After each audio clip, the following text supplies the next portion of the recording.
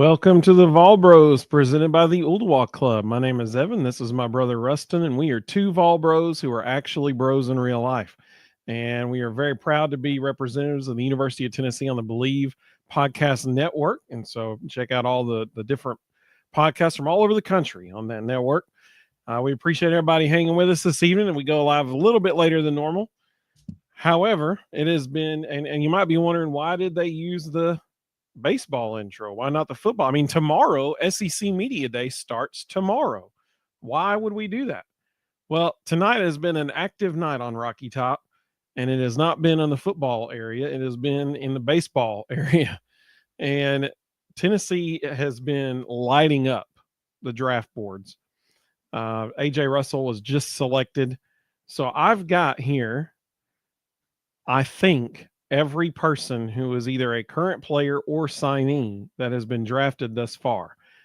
There's a possibility I could have missed one of them because there's been so many, but I think I got all of them. And we're just going to run through them. And Rustin, you can give your thoughts about any of them you'd like to jump in and talk about. Side note, if you saw Tony Vitello on major television tonight, he knocked it out of the park as always. If you want to honor Coach Vitello and his job that he did tonight, you're going to get that fantastic looking hat Rustin's wearing right there at thevolbros.com/shop. So should I go through the comments real quick before I run through the players? Either way. Yeah, we'll do it. Mississippi Vol, welcome, buddy. He said, good Sunday evening, guys, chat family. You know, it's funny to hear some other fan bases call us one-hit wonders when the draft says otherwise. And you're not kidding, buddy. Absolutely incredible. He said, oh, and which coach do they have come on and help cover the draft every year? I don't see Jay Johnson or Tim Corbin on there. Yeah, they know Tony brings ratings. They know it. He's so good on camera. Well, he also so likable on players. It's his personality. His Mina Likey, welcome. There's channel member. She said, even Vol Bros in chat. Go ahead. They also know he knows players. His depth of knowledge of these players is incredible. Yeah, that's a good point. Jonathan, welcome, buddy. He said, hello, Evan and Rustin and chat family. It's great to see so many VFLs drafted tonight. I was a little surprised Phillips went that high. Yeah, Marcus Phillips is already off the board. We'll go over that one here in just a second. Let's see. Sam, welcome, buddy. Great to see you. Let's see. Jonathan said, don't forget to tell your mom and them about the Vol Bros. Amen. I totally agree. Mina, like he said, it's been a fun day. Watch Jordan Gainey with the Suns, Swaggy Chaz and Zakai with the Pistons, playing against Kennedy Chandler, plus the draft. That's a great point. It has been an active day for Tennessee, that's for sure. Bobby, welcome, buddy. Great to have you. He said Kennedy Chandler's playing awesome. He has had a couple of good games as of late, for sure. Let's see. Hey, Mina Laki's sister's birthday is today. That's exciting. Please tell her that Vol Bros said happy birthday. She may not know who we are, but please tell her that the Vol Bros wish her the happiest of birthdays. Let's see here. Rhonda, great to have you. Here's a channel member. She said, hello, bros, and hello, chat. Mississippi Vol dishing out some great advice. He said, hit that like and subscribe button. I think that's excellent advice. Mina, like you said, Chandler seems to be coming into his aggressiveness. Yep, for sure. So let's run through who has been taken thus far. And let's be totally honest. There is a very good chance that someone else will be taken while we're live. And so if that happens, y'all please let us know, because I obviously can't monitor what's happening on the Twitter. I'm going live. I'm tracking the draft. Gotcha. Tony, welcome, buddy. Great to have you. He said, hard to believe this baseball team lost so many home series with all that talent. Yep. Game of inches, no doubt. So let's go over who's been picked thus far. Liam Doyle was the first ball taken off the board at the 5th pick by the St. Louis Cardinals. Super excited for Liam. It was cool to hear Tony's comments about Liam and the competitiveness. I don't know if did you hear what Tony said about him? Did you happen to hear it? Yeah. Like when he got interviewed? Did you catch the jab at Ole Miss he threw in there? 100%. Always be Cruton, right? For anybody who didn't hear it, he said that Liam was overweight at Ole Miss, and he said it was out of shape at Ole Miss. That's why he's getting tired and why he didn't pitch as well, because he wasn't as well conditioned as he should have been, and so he ran out of steam and then just was relying on the same pitches over and over. He said he was much better condition. He lost 19 pounds of body fat and was much better condition this year. So he threw in a little jab at Ole Miss there, I'm sure, for recruiting purposes. But what do you think about Liam getting picked 5th overall? I don't think you could have asked for a better landing spot than St. Louis. They're always a contender. It's a good organization. They're going to fast track him to the pros. He's major league ready right now. So it's going to be interesting to see. I mean, I see a little bit of Garrett Crochet in him. I think he's going to be a big time addition. I think the Cardinals are going to have him in the pros probably sooner than most people realize.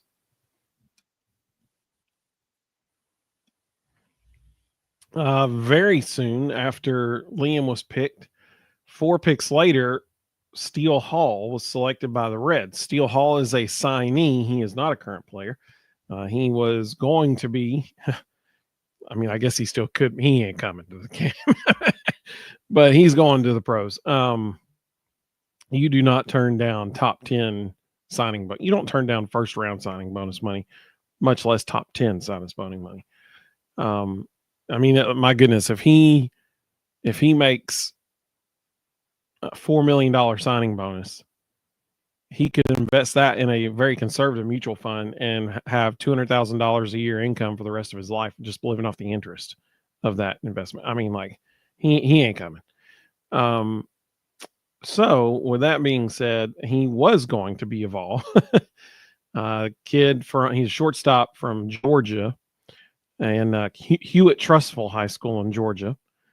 So Steele, we wish you nothing but the best, buddy. I'm sure you're watching this the night you got drafted 9th overall.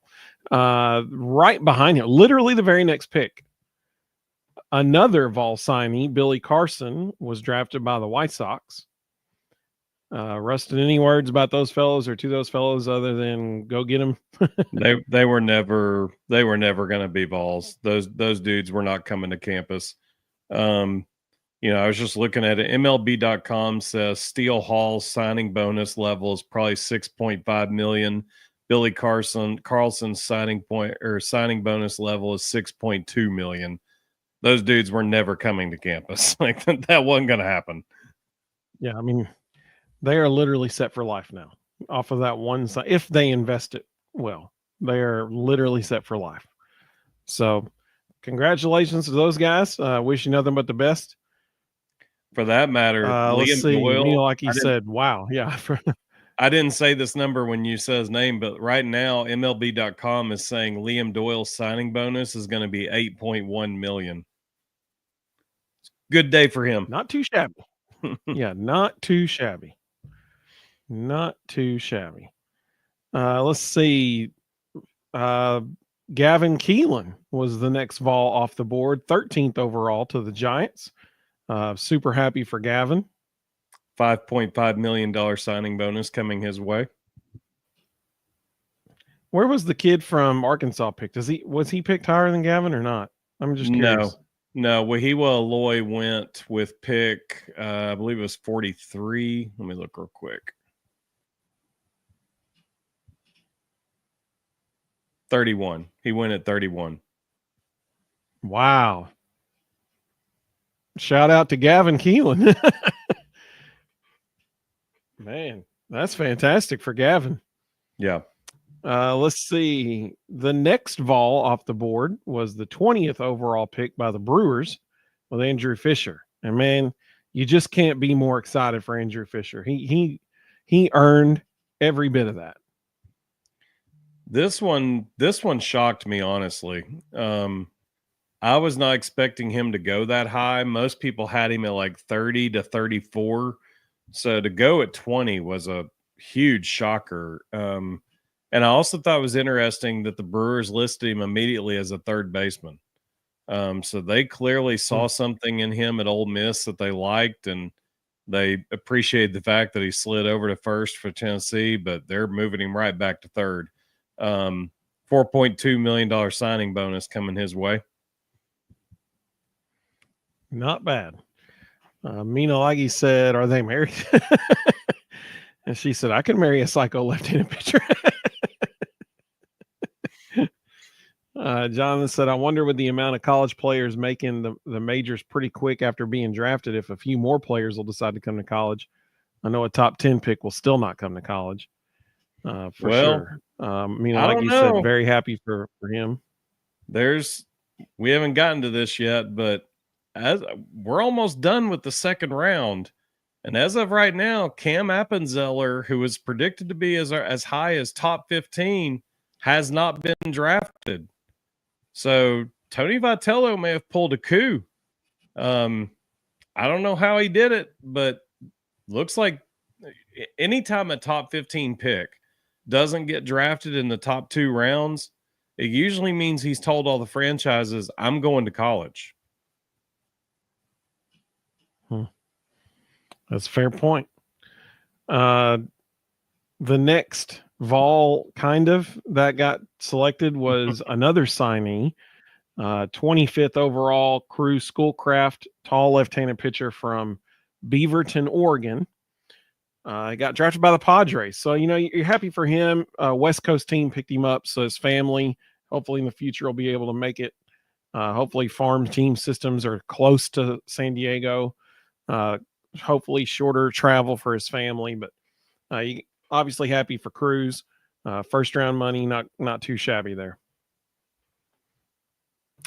Then, very, very soon after Cruz got drafted, current Vol Marcus Phillips was taken 33rd overall by the Red Sox. Got to be thrilled for him. Obviously, the Red Sox are very familiar with Tennessee pitchers right now. Garrett Crochet is tearing it up for the Red Sox, who are now wearing green and yellow uniforms. What's that about? I don't get that. But that's what they're wearing now. Boston Red Sox, get your act together. That's not your colors. You were the Red Sox, not the green or yellow Sox. What do you think for Marcus there? We've said all along, he's got a huge ceiling. He's still a young pitcher. He hasn't been throwing for that long. So they probably see a guy that is a future closer for them, who's only going to get better and better. I mean, it's very possible in the next few years you'll see him closing in the pros, throwing 103 to 105. He's got a big time ceiling. And then it seemed like an eternity went by for 19 picks without a Vol being taken. and then 52nd overall, the Texas Rangers selected AJ Russell. If you're a Vol fan, you can't not be thrilled for AJ. I mean, the guy was tearing it up, and then unfortunately, literally tore it up. Well, his elbow. He had Tommy John surgery, and then he comes back this year. Certainly doesn't have the year he hoped he would have, bouncing back from Tommy John surgery. But because he threw so well prior to that surgery, teams recognized it. They trust that he's going to, continue to develop the way he would have. And I honestly, I think this is a risk taking him at 52nd overall because he hasn't proven that he's can be what he was before. But kudos to Tennessee's coaching staff. I don't think anybody can look at this and not see that the coaching staff was all over this selection, because clearly, teams came to that coaching staff and said, if he's healthy, why did he not pitch more this year? Is there lingering issues here? And the coaching staff, this is an outsider's perspective, but it seems obvious. Clearly the coaching staff said, no, he's fully healthy. We saved him for you guys. We knew he had a future in Major League Baseball, so we saved him for you. With the 64th pick of the draft, the Cleveland Guardians select Dean Curley from the University of Tennessee. Hey, that's what I'm talking about. That's fantastic. So if that's the case with AJ, which I'm sure it is, that is going to do nothing but help recruiting in the future as well, because the players are going to know these guys have my future in mind, that they have my best interests in mind. That will do nothing but help recruiting. And shout out to Dean Curley. You said that was the 64th Yep. overall pick or 63rd? 64th. He was next to last in the second round. Well, good for him. That is exciting. Go be awesome, Dean. Go be awesome, man. We've had a flurry of comments come through. Let's see what we got going here.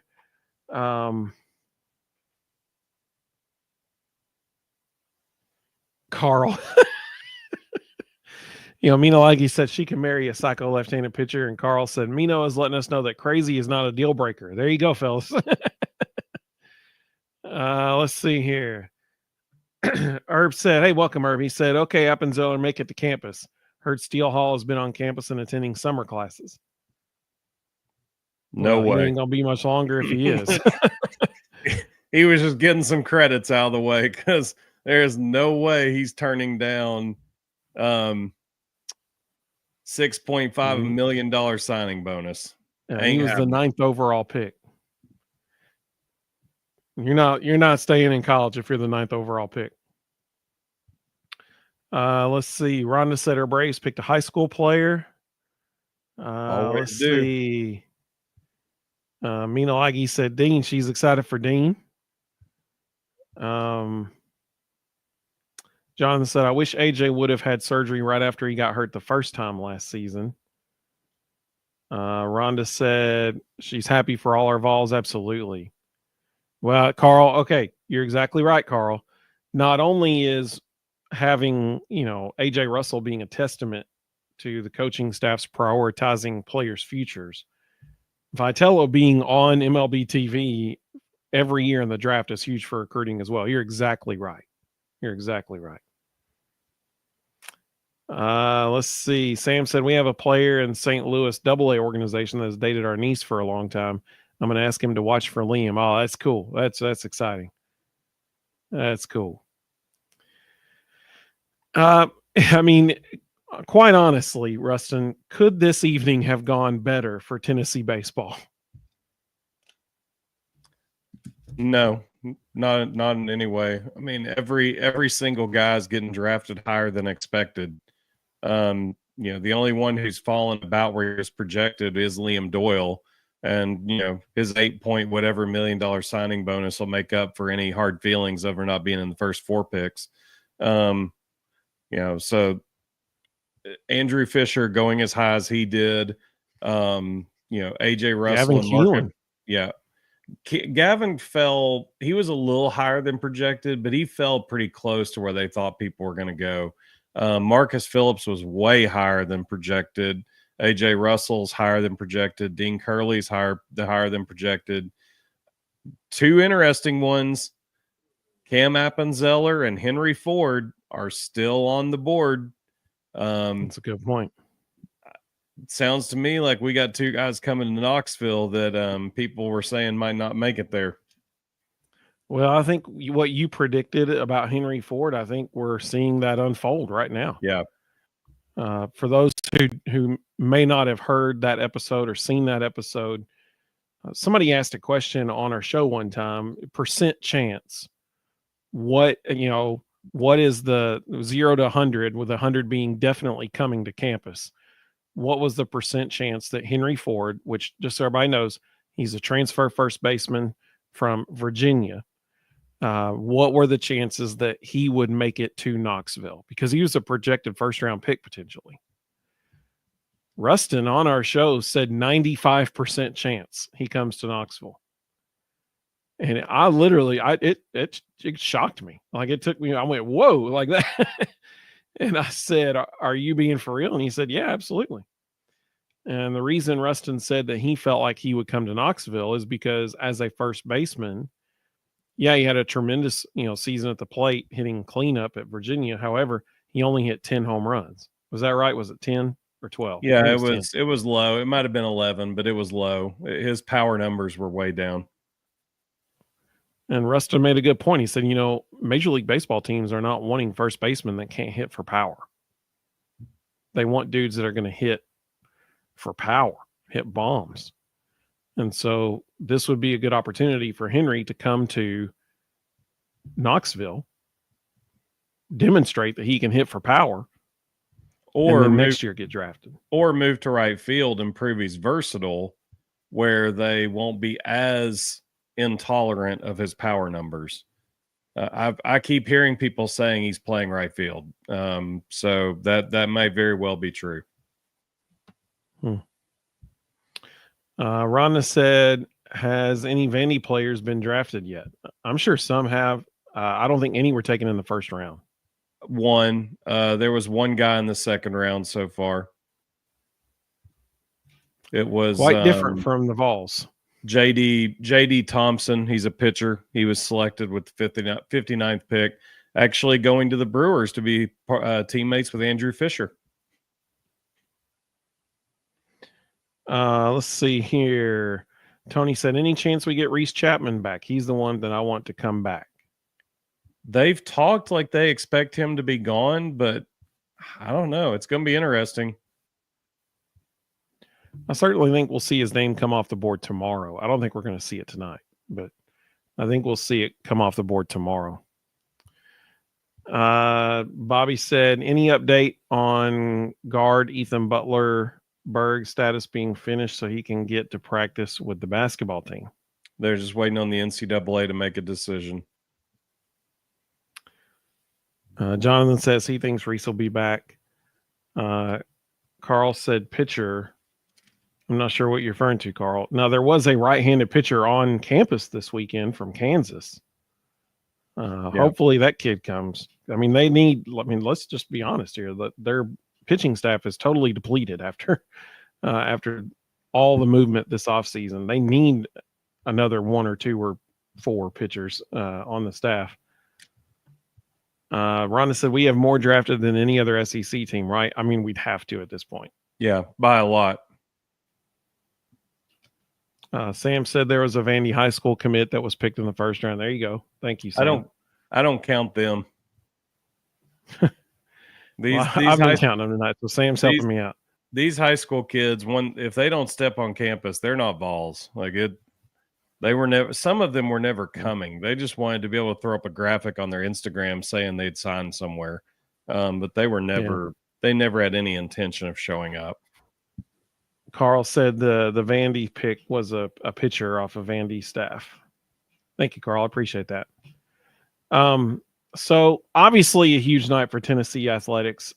Certainly Tennessee baseball is on the spotlight. I mean, this is a showcase for Tennessee baseball tonight. This could not have gone better for the Vols.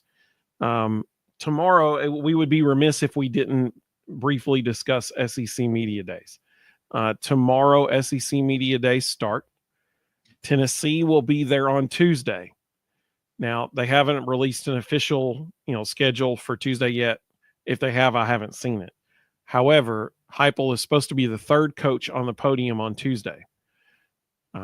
Typically, that means you're looking at somewhere around noon, give or take 30 minutes. Probably, if you had to give or take, it'd be probably closer to 12:30, maybe 1, but around noon, Josh almost said Tony Vitello.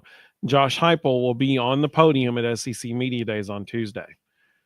Ruston, between the two of us, we picked the people who would be there, and Sandoval as well. Carl said Tanner Franklin just got taken by St. Louis. That's awesome. Congrats, Tanner. We appreciate your time as a Vol for sure.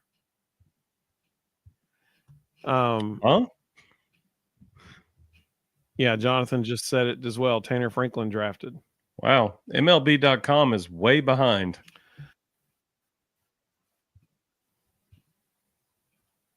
Twitter. That's the breaking news source, right? Or X, the artist formerly known as Twitter. So real quick, let's talk about Tuesday. The Vols are taking tight end Miles Kitzelman, linebacker Arion Carter, and defensive lineman Bryson Eason. Now, last week, Ruston and I made our predictions of who we thought was going to be there. Ruston actually predicted Bryson Eason. So shout out to you. That was good. Carl said he's watching it on TV. That's how he knew. But he's watching it on predicted. He's watching it on either ESPN or MLB.com. So how does MLB.com not have their website updated. Like, St. Louis isn't even on here. John, thank you, buddy. He said Tanner Franklin was a 72nd pick overall. That's exciting. I'm happy for him. So between the both of us, we correctly predicted the three people if you combine our choices. John said he saw it on Twitter. Mina Laggy said inventor and industrialist Henry Ford is believed to have visited Knoxville in 1918. Hey, there you go. He and Thomas Edison went camping in the Smoky Mountains with Harvey Firestone and John Burroughs, the four vagabonds. That is amazing. She said useless trivia. That ain't useless. That's pretty good stuff there. Rhonda said, love your trivia, Mino. Rustin, what do you want to hear from the Vols on Tuesday? What do you want to hear from Arion Carter or Miles Kitzelman or Bryson Eason? I want to hear from Arion and Bryson Eason confidence. I want to hear physicality. I want to hear them talk about how impressed they are with the young depth. Oh, yeah. Because at linebacker, we need some young guys to step up and provide some depth. I want to hear Miles Kitzelman say that he is suffering from overload from all the new stuff they're adding on offense.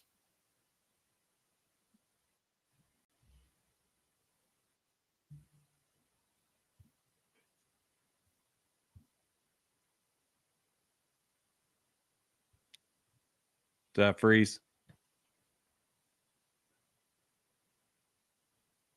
And did I just glitch out or one of us just glitched out? It might have been me. Yeah, I don't know. My internet's kind of struggling. What did you say about Miles Kitzelman? Yeah, all I said was I want Miles Kitzelman to be talking about how overloaded he feels from all the new stuff they're adding on offense. And how many passes he's catching? He and Ethan Davis. That's what I want to. I want to hear Miles Kitzelman say. Ethan Davis he's catching so many passes in our system, and that's what I want to hear. I want Ethan Davis to be used as a weapon this year for the first time. But I think you just hit maybe the most important thing of all. When you said you want to hear Bryson Eason and Arion Carter talk about all the depth, the young depth and talent. I mean, that is the most important thing, right? Yeah. You want to hear Bryson Eason say how tough it has been in practice going up against our offensive linemen. That's what you want to hear. Those are the things we need to hear.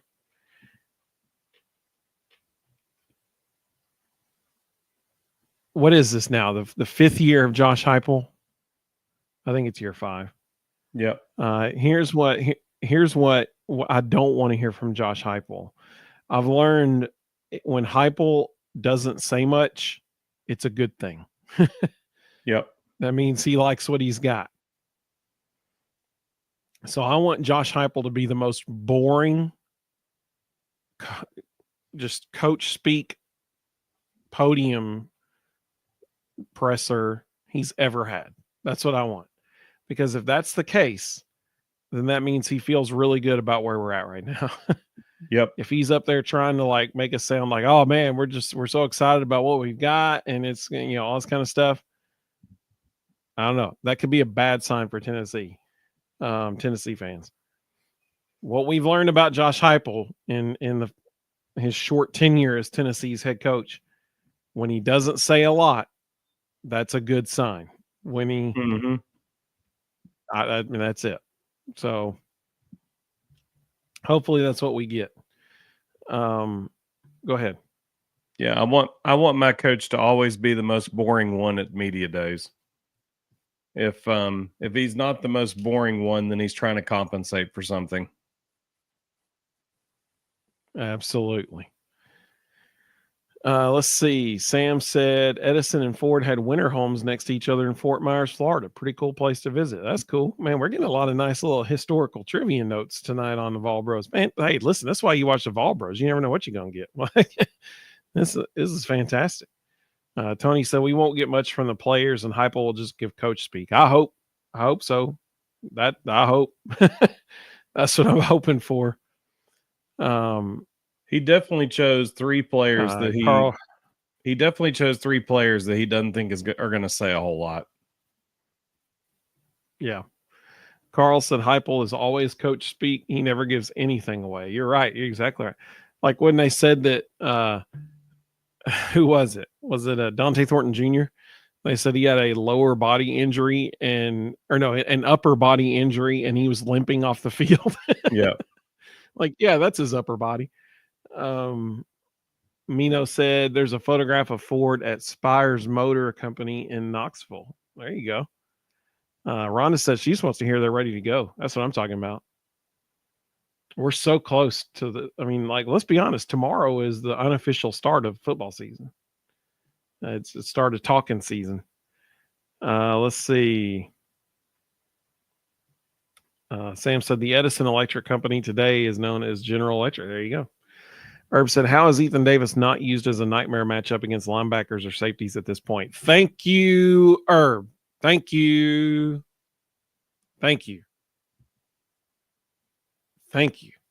That is the best point of the night. The dude is a weapon. Let's use him.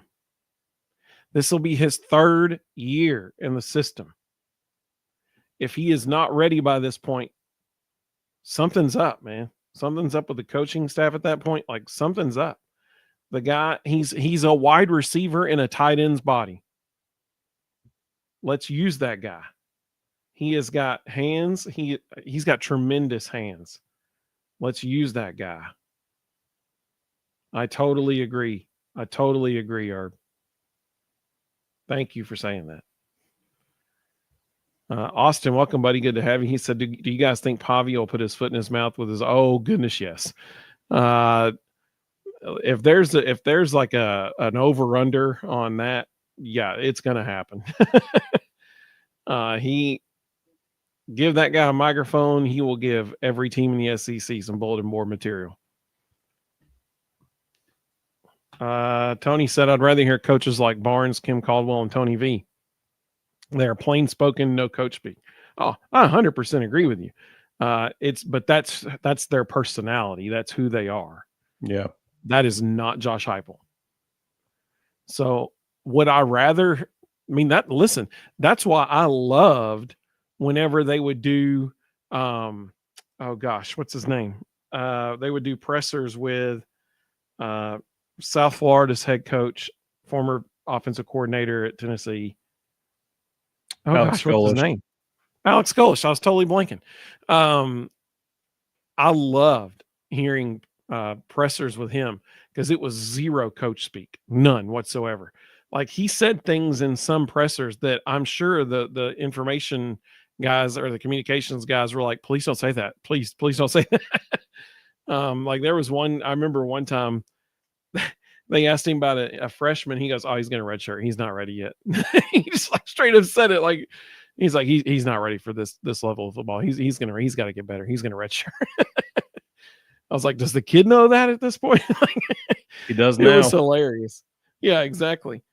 So he was always a blast to listen to, but that was who he was. That's his personality. Heupel, his personality is, I will say nothing. That's his personality. He's going to be so generic, so bland. And so if we don't get that from him, then something's up. You know, if we don't get typical Heupel presser, what's up? Why are we getting a new thing now? So that's why I say I totally agree with you, Tony, 100%.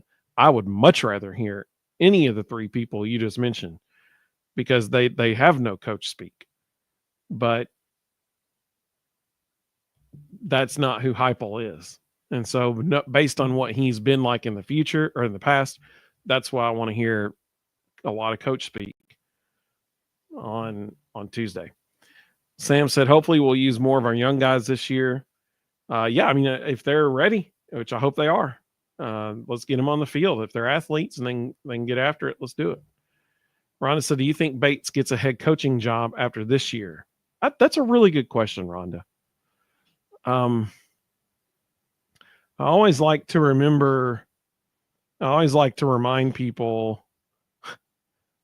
My mom just texted me and said, "How come there wasn't a Volbros tonight?" And I'm saying we're on right now. So, Mom, when you watch this replay, there you go. Shout out to my mom. I always like to remind people that Tim Banks was actually offered the Duke head coaching job 3 years ago. Yep. He turned it down, and that's when they hired Mike Elko. Shout out to Tim Banks. I mean, everybody's making like these preseason watch lists and top wide receivers in the ACC, top wide receivers in the SEC. Like you just said, hi, Mom, the Volbros go. That's what I'm talking about. Everybody's making these lists and all that kind of stuff. There's one account that was making the waves around the interwebs today, and they had ranked. I mean, I don't know who it is. It might just be some dude. I don't know. Who knows who it is? But he ranked the top 10 defensive backs in the SEC. Number 1 was Jermon McCoy because duh, like obviously he's the best. Number 3 was Ricky Gibson. Tennessee was the only SEC team with 2 guys on the list. Now, that kind of surprised me that Ricky was that high. Maybe the guy's a Vols fan. I don't know. But nevertheless, it shows that Tim Banks and Willie Martinez are doing some work. That's for sure. Carl said it's hilarious how Heupel is when it comes to questions on officiating. The look, then next question. Yeah. Yeah, we got to see that a lot last year. Let's see. Herb said, so Henry Ford, Appenzeller, and the rest of class coming in campus, we going to have room for them all? Ooh, good question. Sure. It would be fascinating to be in. It would be fascinating to be in the Tennessee baseball athletic office Wednesday. No, Tuesday. By Tuesday, you pretty much know what's going on. And so it would be fascinating to hear what their conversations are going to be like in there on that day. So I can add some color to that last question as well. Thursday night, I got to spend about 3 hours with a head coach at a prominent D2 school. And I asked him, I said, how do you make a roster right now? And he looked at me and he's dead serious. He goes, I don't have a roster.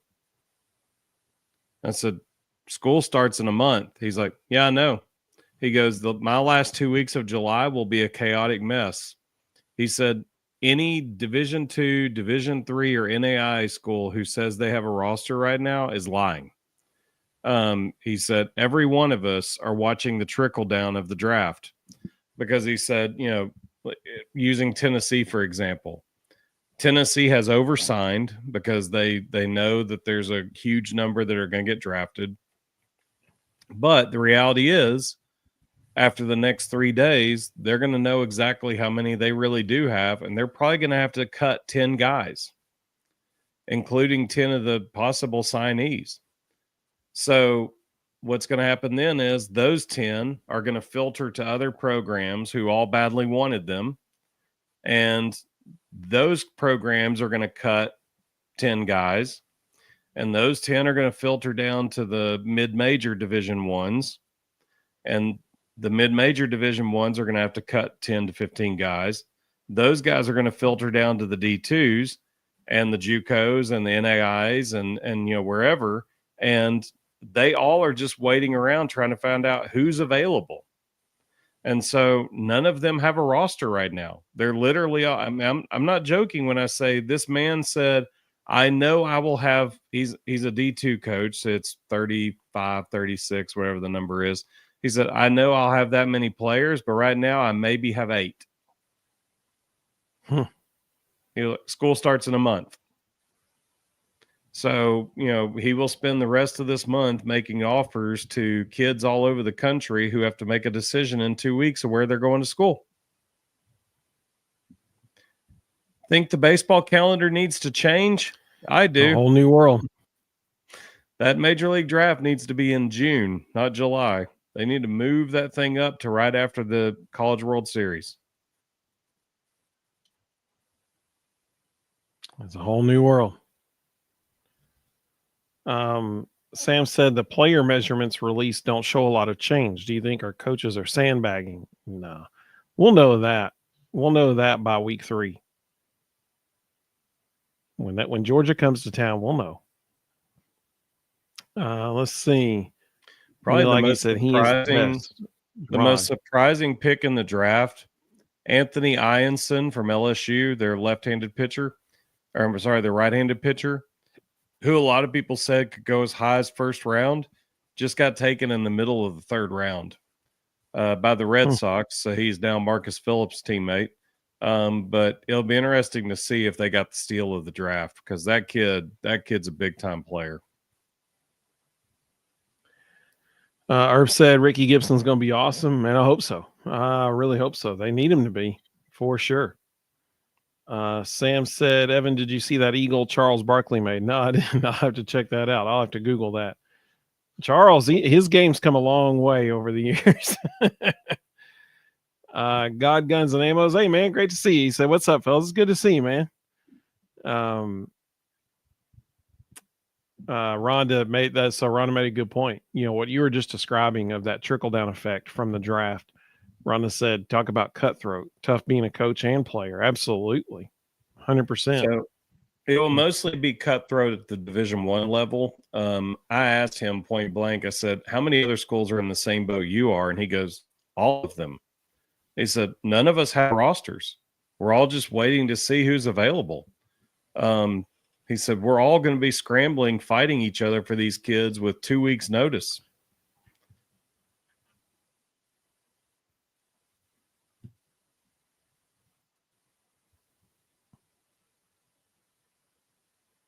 Are you glitching again?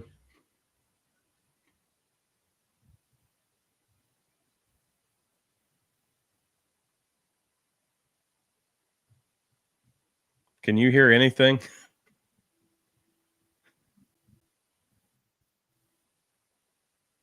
Okay, I can hear you now. It totally cut out on me there for a minute. I can hear you now, though. Well, you responded, but you responded about 3 seconds late. Oh, okay. Jonathan said he agrees with you. The draft definitely needs to be moved. Apparently, the internet is struggling. Brightspeed, we might need to talk. I don't know. Rhonda said, who do you see Vitello, might let go, Ruston? We're not going to know that until the draft's over. They're going to, and it's hard because you're trying to figure out roster management, not just for this year, but for next year also, because you're already thinking about, okay, when these 3 move on, they get drafted next year and these 2 transfer out. We know that this one over here in California isn't happy. Maybe a year from now, we'll get him in the portal. So like they're mapping out. It probably looks like Kevin Bacon's 6 degrees of separation. Like they're mapping out all kinds of stuff all over a huge board with thousands of what ifs and trying to build a roster based on, okay, 2 years from now, this guy may be available. Hey, we got this high school kid from Atlanta. He probably doesn't fit this year. Maybe we can stash him for 2 years at Samford. They'd love to have him. And then when he's a junior, we'll sign him and bring him in. Like, roster management right now is a chaotic mess. Yeah. Carl made a good point. He said, as fans, we don't see this trickle down effect of players. And you're exactly right, Carl. Sam said he wonders what the conversations have been with these commitments. Bet some of these guys are going to be upset. No doubt. So no doubt about it. So I can attest to that. I spent 3 hours talking to a coach about this Thursday night. He said that everybody knows who the straight shooters are and everybody knows who the liars are. And I said, what do you think about Tennessee staff, and he goes, Tony Vitello is the straightest shooter there is. He goes, every single kid who has signed knows that their scholarship is in danger, and they know that there's a trickle-down effect that's going to take place, and they've all got contingency plans. But he said, unfortunately, none of them will know if they need to execute that contingency plan until the middle of July, and then there's the fallout that happens that affects literally everybody else. So the draft needs to move to June in the worst way. Yeah, I agree. Well, we appreciate everybody joining us tonight. I know we went live a little bit later than normal, and so I appreciate everybody hanging on with us. Apparently, my internet is not doing great right now, so just so that we're not sitting here having dead air again here in a minute, I'll go ahead and wrap it up for the evening. But I do want to remind everybody, you want to be with us Thursday night. Thursday night, we'll be going live at our normal 9 o'clock time. Is that cool with you, Ruston? Does that Yep. work for you? Mm-hmm. All right. So Thursday night, we'll be going live at our regular 9 o'clock time. You want to be here that night because SEC Media Days will be over. So we will be discussing, Tennessee's SEC Media Day. But then we're also going to give our season predictions for every SEC team. Every year we make a whole bunch of people happy and tick off a whole bunch of other people. So it's going to be fun doing that again. But we hope you join us Thursday night. Mina Laggy said this was fun as always. We appreciate you, Mina Laggy. She said Thursday 9 p.m. Absolutely. Jonathan said some of our commits will have to come to our developmental teams. Yeah, you're exactly. Apparently, Bowling Green is one of our developmental teams. So you're exactly right, Jonathan. I hope that's true. I think because of the way Tony Vitello handles things, they may actually be one of our developmental programs. But if they're not, and we're just robbing their players, yeah, that's not great. Carl said, "Great show, no worries, Evan. I've been glitching my whole life." Like he said, season predictions are very fun. Yeah, I'm excited. It'll be a good time. Jonathan said, great to see everyone again. I'll see everybody Thursday. Have a great week, everybody. Hey, we appreciate you, Jonathan. Sam said, Ruston, do schools like Tennessee work with other schools to develop players? All of them do. Everybody's got their connections and their contacts to create feeder programs. Rhonda said, great show tonight as always. Look forward to Thursday. Hey, we appreciate you, Rhonda, so much. Thank you. Herb said, Reed going to join for show to give his prediction. Yes, he will. Sunday night. Reed will be with us a week from tonight, assuming that everything works out. He's checking his plans, but I've already talked to him about a week and a half ago, and it sounds like he's going to be able to be with us Sunday. Reed's going to give his prediction as well. So looking forward to hearing that from Reed. Sunday night, we're also going to get Reed's reaction to SEC Media Days and what he, because Reed was there. Like he was there for years as a person covering the Vols. And so I always love hearing his analysis, his reaction to what he saw from SEC Media Days. So we're going to get to hear that next Sunday night. So we hope you join us then too. Carl said, much love, sisters and bros. Hey, we appreciate you, Carl.